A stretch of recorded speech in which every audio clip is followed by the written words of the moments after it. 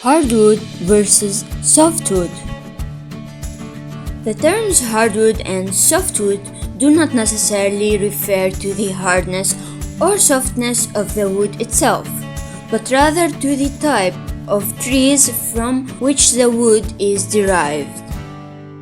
The main differences between softwood and hardwood lie in the tree's botanical classification, structure, and characteristics. Botanical origin.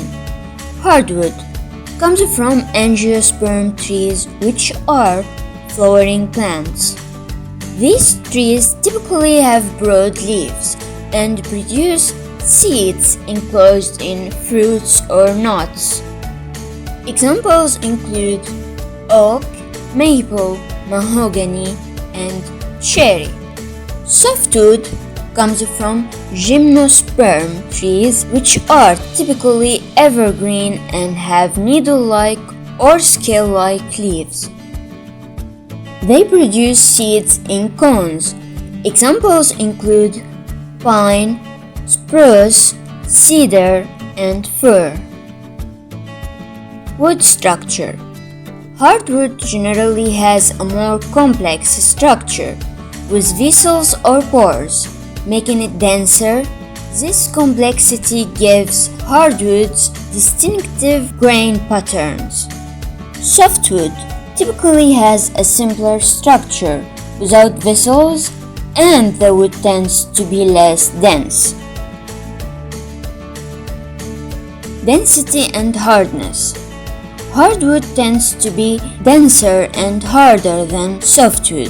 However, there can be considerable variation in hardness among different hardwood species. Softwood generally less dense and softer than hardwood, but again, there is variation among softwood species. Common uses.